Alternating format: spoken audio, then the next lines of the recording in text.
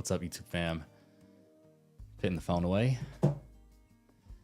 This is going to be a as long as we can go type of study with me. I just came back from vacation. I had about 4 days off. Enjoyed some time. There's actually gonna be a video coming up, vlogged a little bit of it. So enjoyed some time celebrating end of first year of residency, wife's birthday, our 7th anniversary, and just a much needed R&R. So now I'm back, which means I have a lot of work to catch up on. And this is going to be a 45-minute work, 15-minute rest Pomodoro cycle study with me session. And I don't have a cap on how far we're gonna go. So we're just gonna do this for as long as I can physically sit here. I'll probably stretch my legs, do those kind of things during the break. But of course, my main focus during the break is engaging with you guys, answering questions that come up in the chat, saying what's up to you guys. So I appreciate you for stopping by. And if you're watching this afterwards, appreciate you as well. Your commitments into your learning is a benefit to humanity. So thank you for putting that work in and getting better so that we can get better as a group.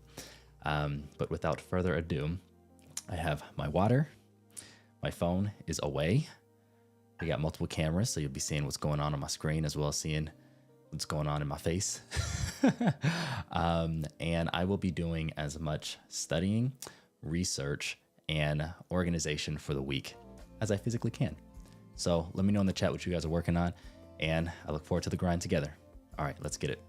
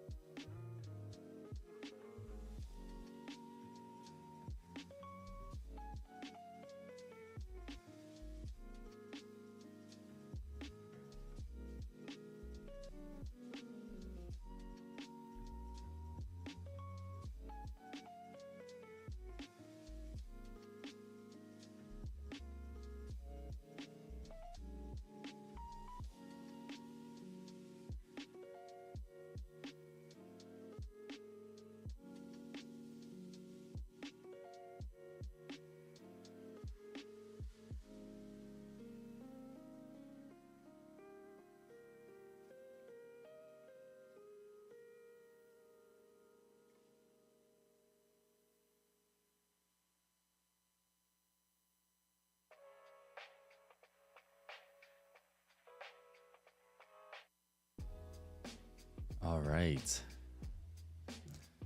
We are one work session in.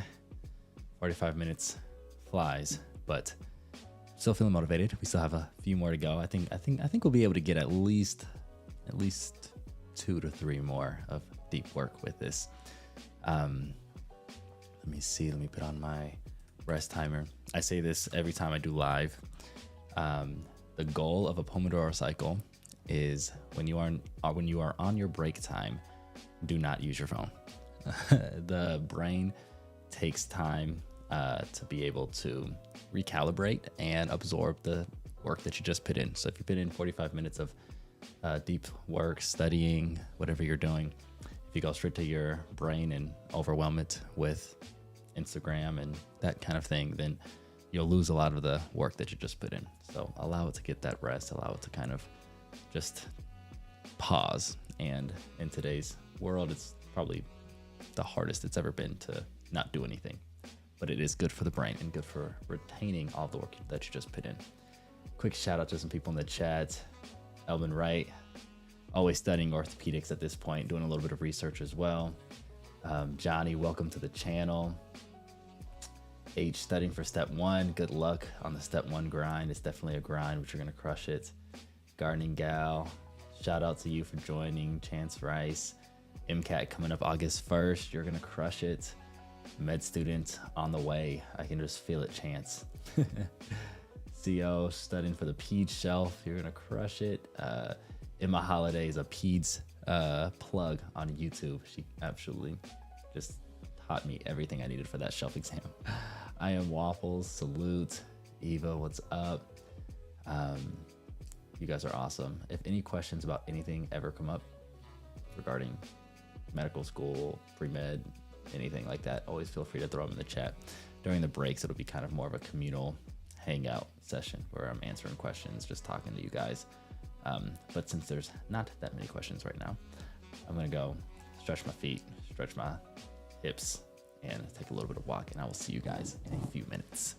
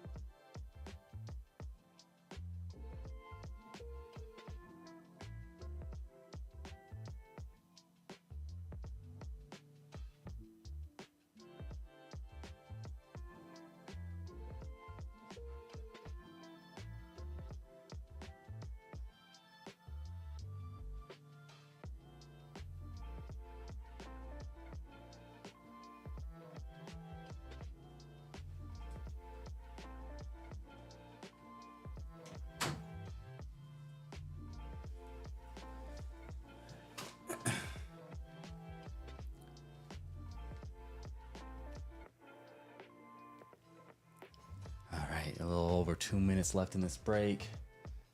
Latoya, what's up? Do I think the undergrad school that you go to will make a difference in med school acceptance? Just the school name itself. So this goes into a question about kind of pedigree, and pedigree can contribute to like professional development in terms of getting you into the next stage of your training. Highly regarded academic undergrad can help you for med schools. Highly regarded academic medical schools can help you for residency, that kind of thing. But that being said, it is one of the lowest things on the totem pole that admission committee members usually think about. Personal statements, experiences, exposure, stats, even to a lesser degree, GPA, MCAT, those kind of things. Those are the things that people oftentimes will spend a lot of time talking about in admission committee meetings. I did serve on the admission committee for Mayo's medical school for 2 years. And so for the most part, it was things like the applicant's story, the applicant's performance. So that's the GPA, MCAT, those kind of things, and then their experiences. And so capitalizing on those will allow you to be just as competitive as somebody else who may have a bigger school name behind them. So yes, it can help if you're in that position to allow it to help, but it is not by far not the end all be all, and not even in the top 10 of things that are usually talked about in admission committee meetings. Elite Legend 123, waiting for that step 2 score to come back, sending prayers your way. I remember waiting as well, and every day is torturous, but I'm sure that you did phenomenal. And yeah, hopefully you'll be able to jump on another live and let us know that you absolutely crushed it in a few weeks or a few days, whenever that comes back. About 30 seconds away from this next session. Hopefully everyone has a to-do list so that they can stay focused during these work sessions. And then if you can accomplish 1 to 2 things on that to-do list per work session, then you're gonna leave this live in a very, very happy place and a peaceful place. So let's make that a goal together. All right, let's get back to it.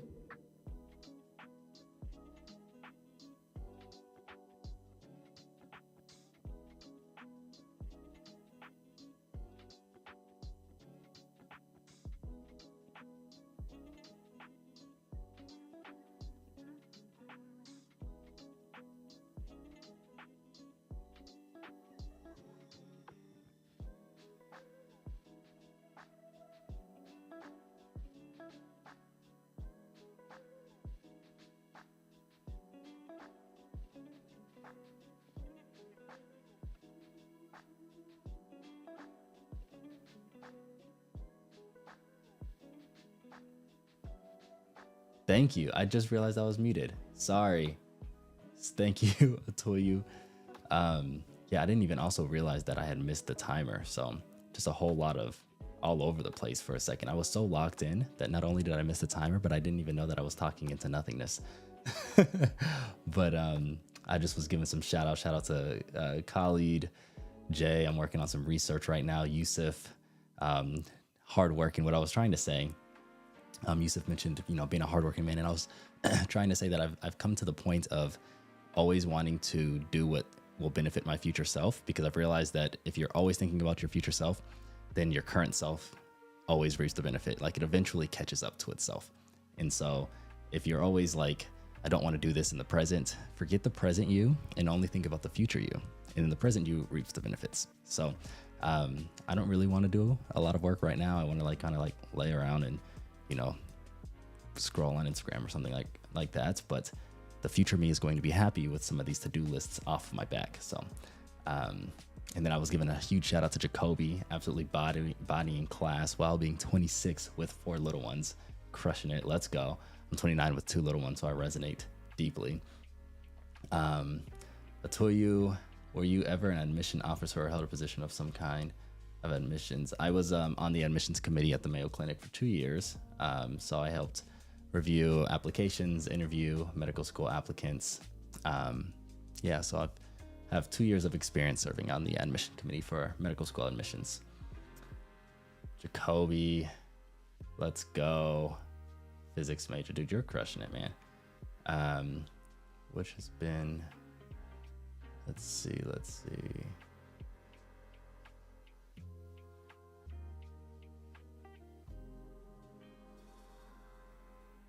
Talia, what's up? Let's go. Taco, sorry I was muted.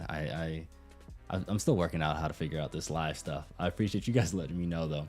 But shout out to you for starting nursing coming up in January. Let's go. That's gonna be amazing. Have you ever looked into med schools that don't require normal prereqs? So there are some medical schools that don't require normal prereqs. The things that come to mind first are some of the Caribbean schools, because they don't require you to take the MCAT. That being said, there is benefit to choosing a medical school with residency in mind. And so if you are interested in a competitive specialty, then it would be to your benefit to go to a medical school that could set you up for that specialty. I mentor a lot of students who end up either coming from a Caribbean school when wanting to go into orthopedics or neurosurgery, and then it's a very steep uphill battle from then. And oftentimes the feedback I hear from them is that knowing that they wanted to go into that competitive specialty, they would have preferred to go to a medical school that would have set themselves up to do that a little bit easier. Now, that's not necessarily the case for all specialties, but for some, it's just harder to kind of get through the door depending on where you're coming from. And sometimes the programs that don't have the prerequisites may not have the easiest track afterwards. Let's see. And then also programs without home, like orthopedic is an example. Like if you know you want to go into orthopedics, I would look at the medical school that you're applying to and just make sure that they have an orthopedic program for you to be able to get that mentorship, shadowing experience, research opportunities, all that kind of stuff.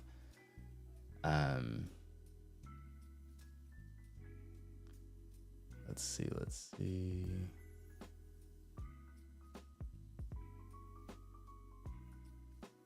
Oh, let's go. Second year med student, learn how to study in this heat.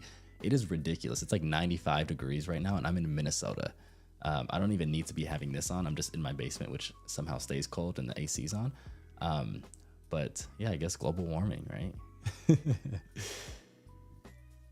Any international applicants that I reviewed? I personally didn't review international applicants coming from an international program into our medical school. There's a lot of international applicants who had done undergrad at various domestic US-based colleges. But I personally did not interview anyone from an international undergrad and who was applying to medical school here. Let's see, Khalid, I'm in first year med, preparing for finals, last minute advice. All right, I have a few things. First is one of the biggest faults that students make when preparing for exams is they get into a cycle of telling themselves that they're not good test takers. And performing well on exams is probably 50% your mental state. And when you get anxiety and things like that related to an exam, and then you use that to tell yourself that you're not a good test taker, then it's kind of this slippery slope and this downward spiral. And what happens when students do that is that then they take too long on questions. They're less likely to do the good test taking strategies of, keeping your momentum, not getting stuck and bogged down on a question, and keeping momentum. And we can talk about test taking strategies as well. But they get stuck on things, and then time starts to run by, and then they feel like they're behind, and then they're telling themselves that they're, dropping the ball or they're not good, and oh my goodness, and they start kind of getting into a panic, and then that just propagates throughout the rest of the exam. So I am a big proponent that test taking is not a innate gift that some people have. It's a skill that can be learned. And so never say that you're not good at test taking. I know you did not say that, but I always tell everybody whenever they ask about kind of test taking tips, always to start with that. The other thing outside of just confidence in yourself and that kind of thing, there are a few things that I've learned have just been pretty general approaches to performing well on exams. One is we can't control at this point, but it's just more of a longitudinal study experience. And so from day one of that block, studying like you're studying for the end exam, not just for the quizzes and then forgetting everything afterwards, but having some type of spaced repetition where you're able to review ongoing throughout. Can't change that, but that's rule number one. The second thing, more test-taking specific strategies outside of the confidence building. Briefly mentioned it, but momentum is huge. And so one of the things that was a game changer for me is I made a rule for myself on every exam that I take.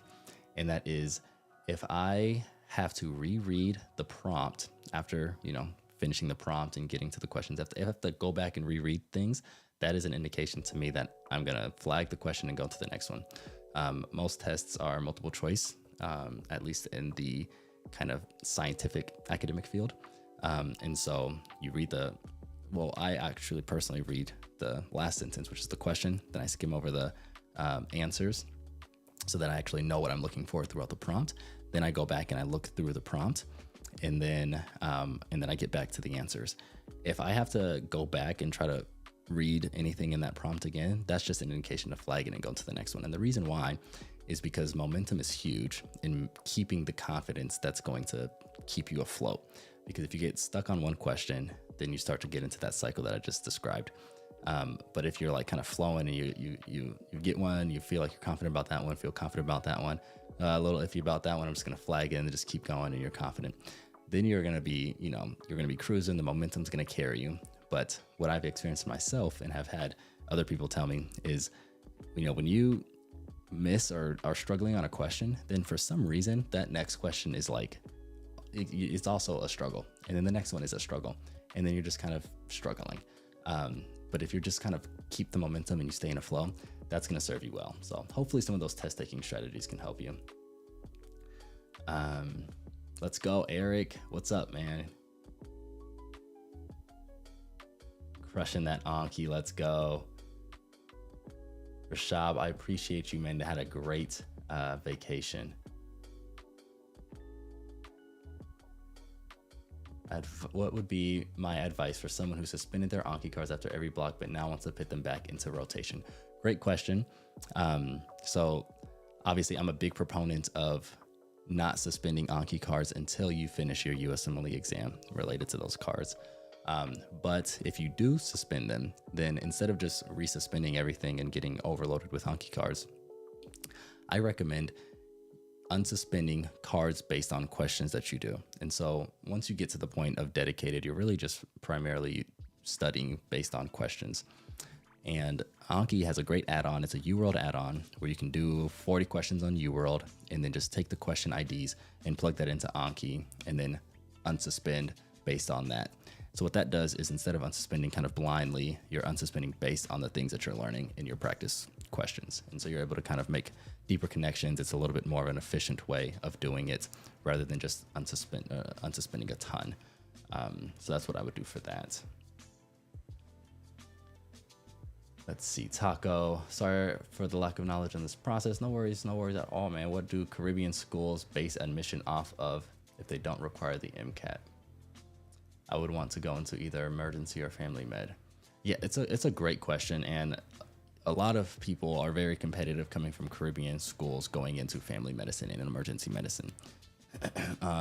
Their application is probably more so based on GPA and I don't think it's as competitive though, and so it can be very expensive. They oftentimes do not have as many scholarship opportunities available. Some people perceive Caribbean schools as almost preying on pre-medical students financially. But if you know that you are interested in those two specialties, I believe that there is a strong, as long as you perform well in medical school, there is a way for you to get to that destination, whether you go to, highly regarded academic institutions or Caribbean institutions or anywhere in between, DO, MD, anything. I think you can get to that destination, with any of those tracks. And so that's good that you know that, Taco. And then, kind of looking to see, I always think it's best to just go to the school or the program that is, that's going to set you up for success. And in your case, a lot of those will. So I don't think you have to worry too much. Just go to the program that's going to be the best for you. Let's see.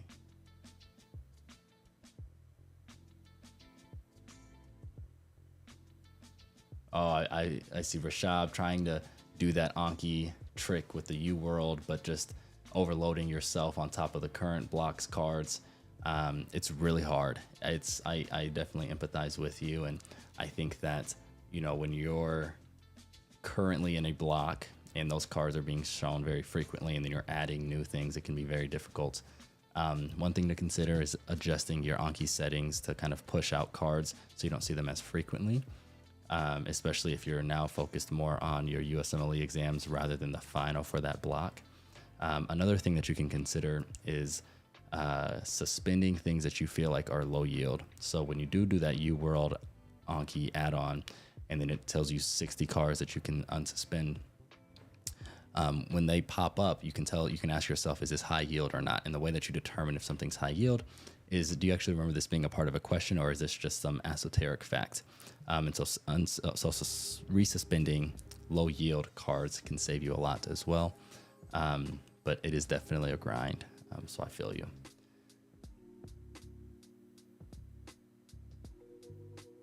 All right. 15 seconds left. That was a good little session, good rest session. Sorry again for the muted mic and almost missing the rest session, but let's get back into it. We are crushing it, guys. We are crushing it.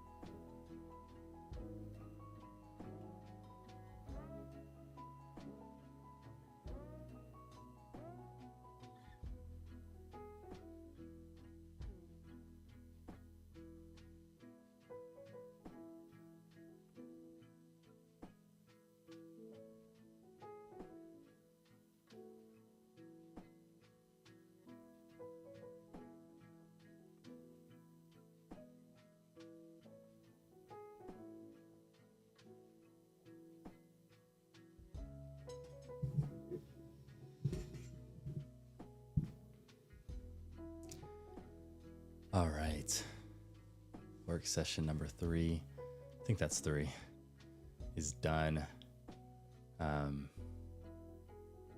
Couple things in the chat. Rick the Sizzler, what's up, man? What got me in a career in medicine? I don't know if you were asking me or other people in the chat, but for me, it was just personal experience with a doctor who I thought was awesome, had a huge impact on my life, and wanted to have similar impact on other patients of my own. So that's what motivated me and ultimately motivated me to do ortho, because he was my orthopedic surgeon. I was never a paramedic. Let's see, Otuyu just graduated from high school and in the summer before starting your first year as a pre-med.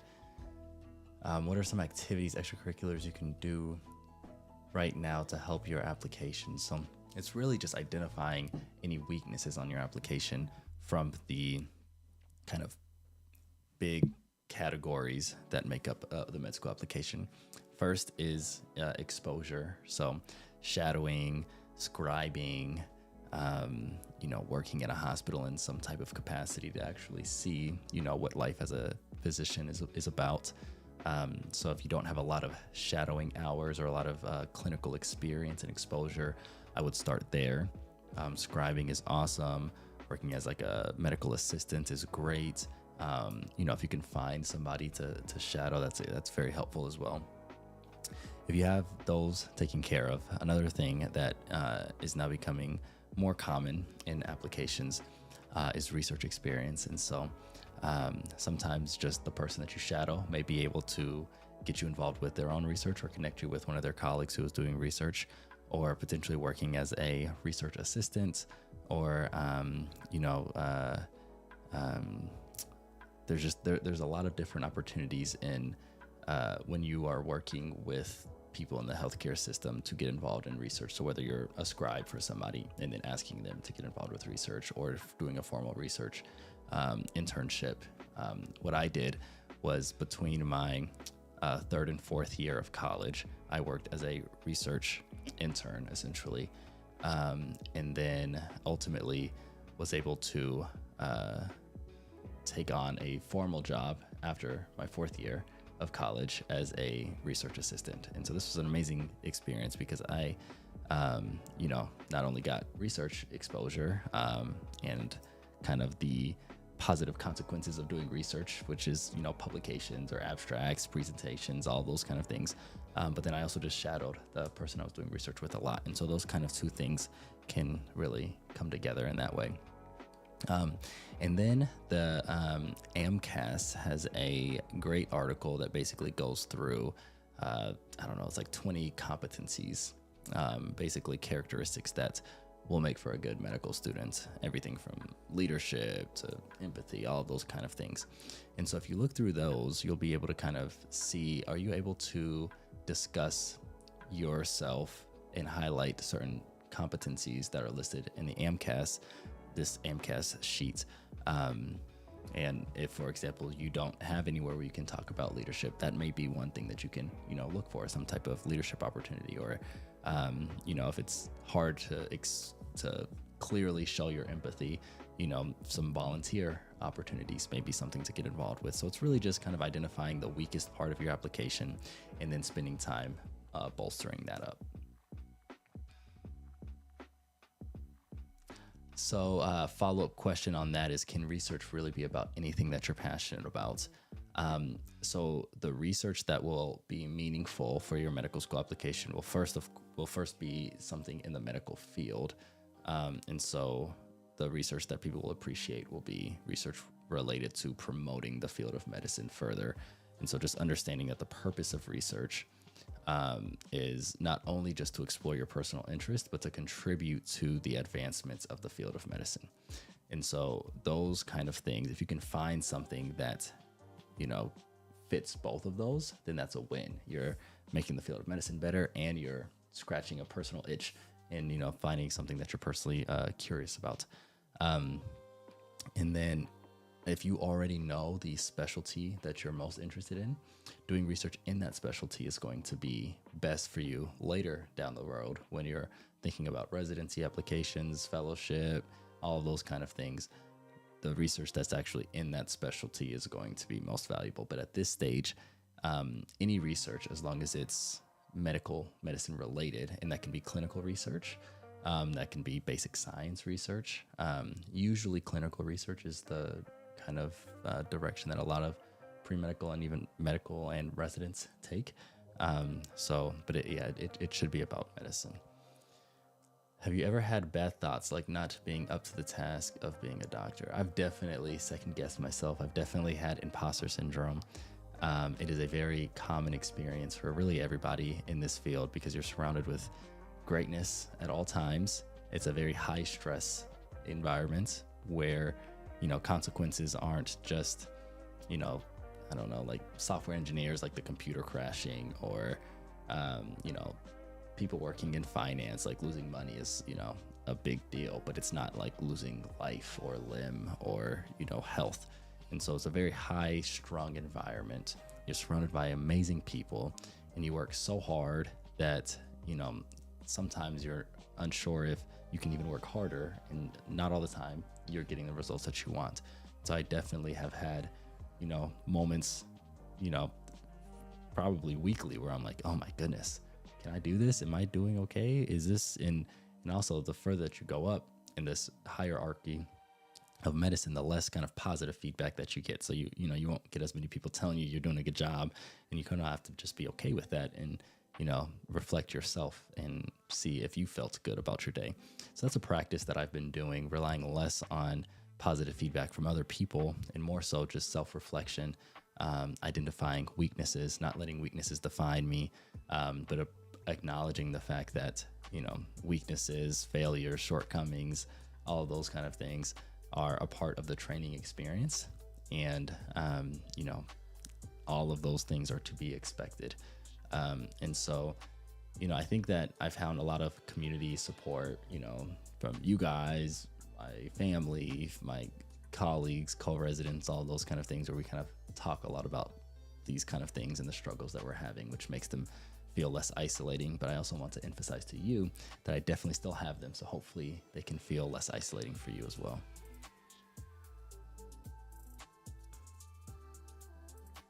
Let's see. Do I think working as an EMT is a great way to get clinical exposure? Absolutely. That is a phenomenal way to get clinical exposure. I think that is perfect. And there's a lot of students who find that to be one of the most fulfilling things that they do before applying to medical school. So highly recommend, especially if you have the opportunity to do that. But with that, unless there's any last second questions, I think I'm going to wrap this stream up. We will do another one of these most likely on Sunday, actually, I think. So make sure that you're subscribed if you aren't already, so that you can stay up to date with when we do these. We are going to be in go mode and just continue to work and grind. And the grind is much more fun with you guys. So thank you all for joining me. And as always, keep evolving, and I'll see you guys in the next one.